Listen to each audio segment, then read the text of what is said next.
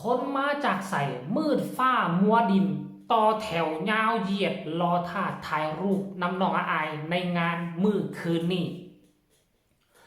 กับทักทายสบายดี FC ทุกทาง FC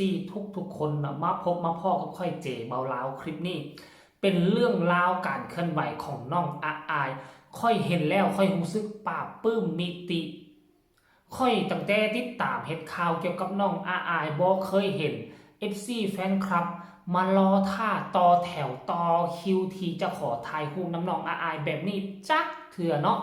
ก่อนจะลงเลิกเกี่ยวกับข่าวมือนี่เนาะขอทักทายสบายดี FC ของเจบอลาวทั้งสองฝั่งโขงบ่ว่าจะอยู่ทั้งฝั่งไทยและก็ฝั่งลาวเนาะทักทายสบายดี FC ของเสียงมีฮก FC ของน้องอายเศร้ามือนี่ค่อนข้างว่าอากาศดีสดใสบ่ฮ้อนพอปานใดแต่กับบ่แน่เด้อหลังกินข้าวเที่ยงมันจะฮ้อนแน่นอนเนาะเลื่อนไปเลื่อนมาก็ไปเจอคลิปนี้เจบอลาวมี2คลิปเป้าหมายที่จะเห็นคลิปที่1ก็น่าจะเป็นคลิปเซอร์ไพรส์ของบุคคลหนึ่งเอาตุ๊กตาตัวใหญ่มาเซอร์ไพรส์น้องอายแต่เรื่องนั้นอุ๊บไว้ก่อนเนาะเอาไว้สาก่อนแต่มาเอาเรื่องนี้เนาะปกติแล้วนะน้องอายนะถ้าแสดงสำเร็จเสร็จสิ้นแล้วก็จะมีแต่พอแม่อยู่ทั้งหน้าเวทีมาคอยขอถ่ายรูปคอยจับมือถือแขนเนาะเอามาลงเอามาไล่มาคล้องคอให้ศิลปินตัวน้อยของพอแม่แต่ว่าเมื่อคืนนี่มันเป็นเรื่องที่พิเศษหลายช่วงแรกที่น้องอายขึ้นไปแสดงคอนเสิร์ตนอกจากจะได้มาลงมาไล่ที่พอแม่นอกจากจะได้ติปที่เขามาป้อนให้กับมืออยู่เทิงเวทีแล้วมันก็จะมีอีกกลุ่มหนึ่งเนาะที่จะเฮ็ดแหวกแนวกลุ่มหนึ่งที่ขอเข้ามาทางด้านหลังเวทีแล้วก็มาดักซุ่มรอท่าน้องอายลงมาจากเวทีบ่ฮู้ว่า FC เรานี่เพิ่นมาจากไสหรือเป็นพี่เป็นน้องบ่คันเป็นพี่เป็นน้องก็จะมาหลายปานนั้นแนมต่อแถวกันเป็น10คนเลยเนาะค่อยเห็นคลิปนี้จากอาจารย์มือมิกเนาะจากอาจารย์มือมิกของเสียงวิหกที่เพิ่นถ่ายทอดออกมาเป็นคลิปสั้นๆประมาณเกือบ1 นาทีเจบ่เล่าเบิ่งแล้วเบิ่งอีกแล้วก็พิจารณาโอ้มีบางคนก็บ่มีเงินบ่มีค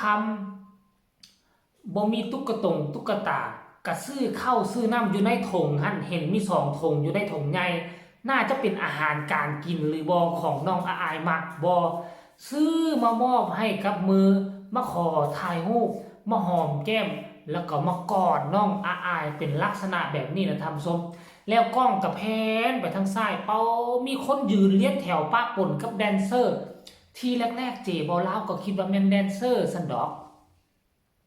เบิ่งไปเบิ่งมาแล้วมันบ่แม่นแดนเซอร์ไดมันเป็นพ่อแม่ FC พ่อแม่ประชาชนทั่วไปบ่แม่นกลุ่มสมาชิกในวง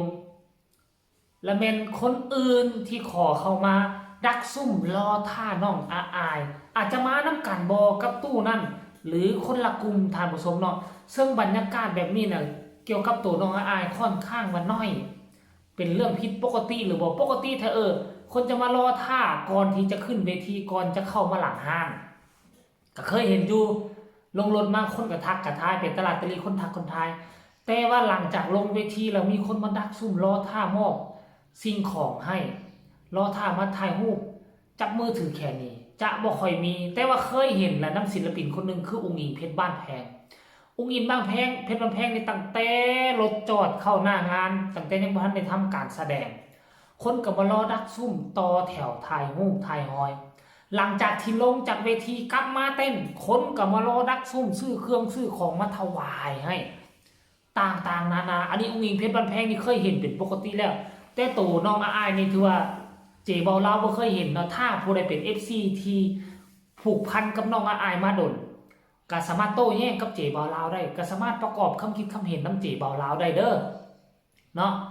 ว่าโอ้เคยมีแล้วนี่มาตลอดตั้งแต่ตอนน้องเขามาใหม่ๆกะว่าก็สามารถโต้แย้งกันได้เจเบาเล่าก็บ่หมายความว่า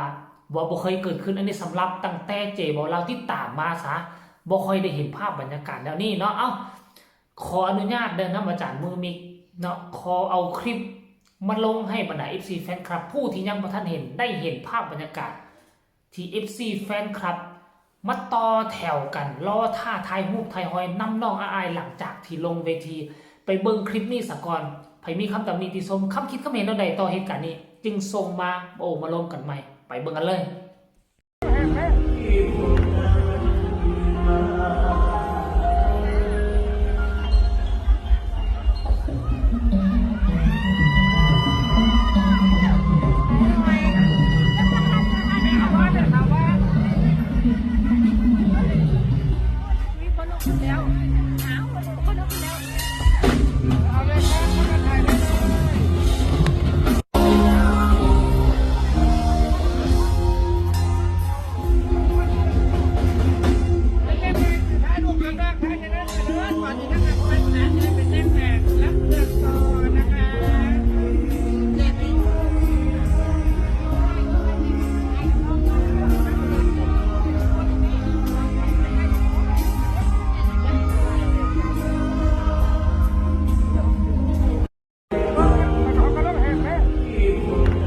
เป็นแนวใด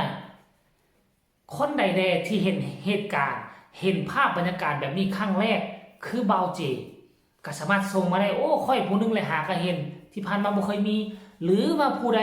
เคยเห็นที่ผ่านมาเคยเห็นเป็นเรื่องปกติแล้วที่บรรดา FC แฟนคลับมารอท่าน้องอยู่หลังเวทีตอนลงปกติแล้วตอนลงห้านนี่นะเนาะน้องแสดงคอนเสิร์ตช่วงที่1ตอนเลิกห้านนี่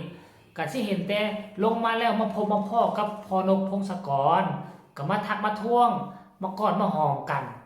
เนาะแล้วให้กำลังใจกันพ่อก็ขึ้นเวทีลูกก็กลับคืนไปเต้นปกติจะเห็นแต่ภาพบรรยากาศแบบนี้อันภาพบรรยากาศที่จะมีคนมารอท่าถ่ายรูปรอท่าซื้อหั่นซื้อนี่มอบให้ตัวน้องอายนี่ค่อนข้างว่ามีน้อยคือเจบอลเราบ่เคยเห็นภาพบรรยากาศแบบนี้เจบอลเราเห็นครั้งแรกก็เลยบอกว่าเห็นครั้งแรกแต่บ่หมายความว่า FC ทุกคน FC คนอื่นเนาะจะเห็นเป็นครั้งแรกน้ำเจบอลเราบ่แม่น FC คนอื่นอาจจะเห็นหลายครั้งแล้วภาพบรรยากาศแบบนี้เนาะแต่ว่าโดนนานๆมันจะมีแบบนึงเบิ่งแล้วก็รู้สึกว่าโอ้ FC แฟนคลับของตัวน้องอายนี่มันนับมือนับแน่นแฟนขึ้นนับมือนับหลายขึ้นเนาะเฮ็ดให้เฮาเห็นแล้วเฮาก็ฮู้ว่าเด็กน้อยผู้นี้มันมีแต่ความโด่งความดังไปหน้าท่านผู้ชมเนาะมันบ่ค่อยมีโจรมีมารมันบ่ค่อยมีมารมาขวางกั้นสำหรับตัวน้องอายนะบ่เข้าใจบัดศิลปินอยู่วงอื่นค่ายอื่นคือว่าดราม่าเข้านักเกือบทุกมื้อแต่น้องอายนี่ดราม่าบ่ค่อยมีแต่ช่วงต้นๆตอนนั้นเนาะมีปัญหาละหองแรงทั้งนั้นครอบครัวจักเล็กจักน้อยนึงท่านผู้ชมเนาะแต่ก็บ่เป็นปัญหาใหญ่มันผ่านจุดนั้นมาแล้วน้องอายมีแต่มวลไปหน้าเด้อท่านผู้ชมเนาะเอ้าคลิปนี้ก็เป็นเรื่องราวการเคลื่อนไหวของน้องอายเมื่อวานนี้เอามาฝากมาตอน FC เพียงซ้ำนี้ใครมีคำตำหนิติชมคำคิดคำเห็นเท่าใดต่อเหตุการณ์นี้ก็สามารถมาลงกันใต้คอมเมนต์ได้ฝากทุกคนกดไลค์กดแชร์กดติดตามเพื่อจะพาในคลิปต่อไปที่สำคัญอย่ากดข้ามโฆษณาเนาะฝากไว้ละคลิปนี้สบายดีบ๊ายบาย